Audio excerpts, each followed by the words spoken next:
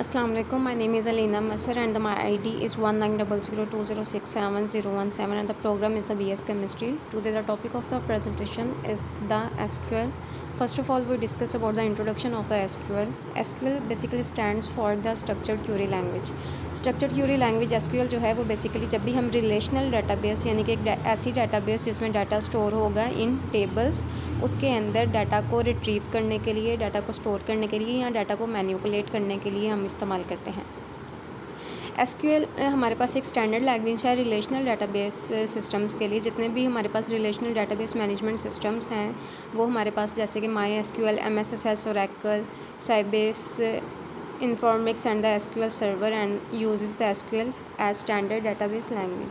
यानी कि जितने भी मॉडर्न हमारे पास एसक्यूएल रिलेशनल डाटाबेस सिस्टम्स हैं वो सारे के सारे जो हैं वो एसक्यूएल लैंग्वेज को ही अपने डाटा को इंसर्ट करने के लिए, मैनिपुलेट करने के लिए इस्तेमाल कर रहे होते हैं।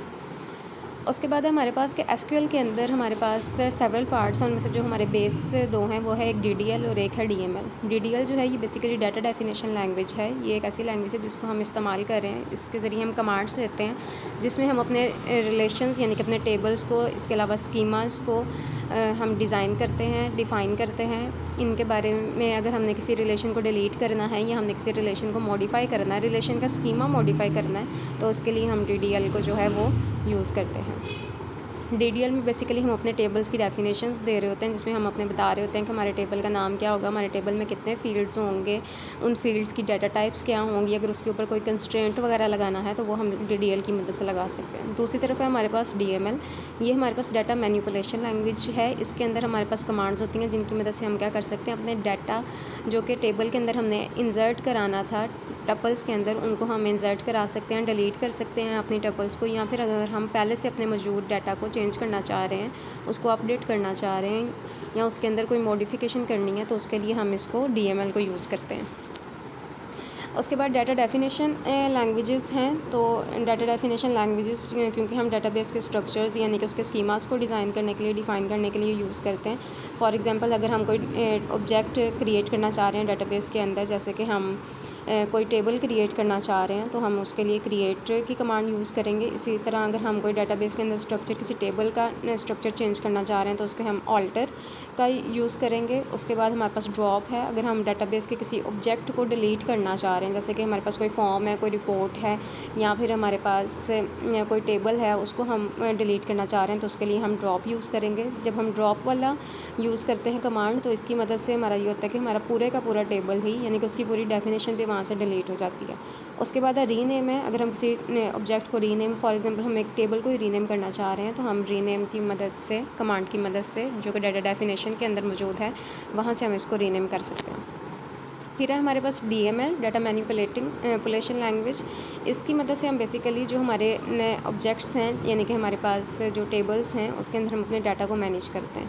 इसमें से पहले से इंसर्ट हुए डाटा को जब हम देखना चाह रहे हैं यानी कि हम सिलेक्ट करना चाह रहे हैं तो उसके लिए हम सिलेक्ट का कमांड यूज़ करेंगे।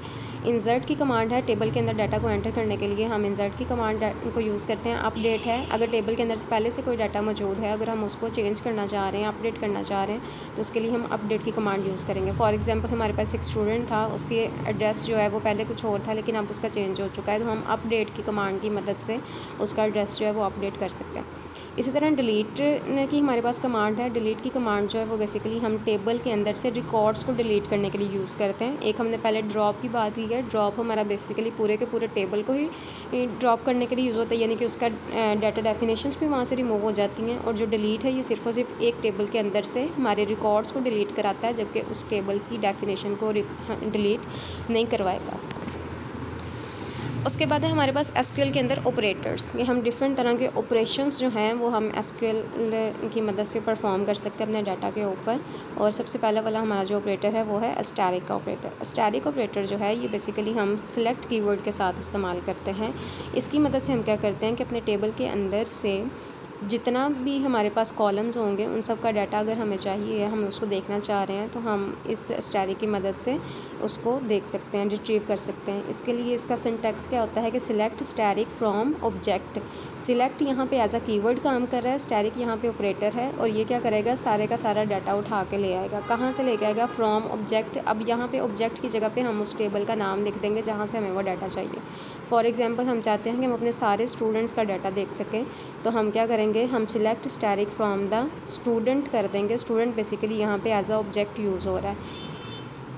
ये क्यूरी हमारी काम किस तरह से करेगी कि ये स्टूडेंट टेबल के अंदर जाके वहाँ पे जितना भी हमारे पास रिकॉर्ड्स पड़े हुए हैं, जितनी भी फील्ड से रिलेटेड हमारे पास डाटा है, वो सारे का सारा डाटा जो है वो हमें शो करवा देगा। जैसे एग्जांपल्स इन्होंने यहाँ पे अगले में भी है, following SQL statement selects all the columns from the customer table.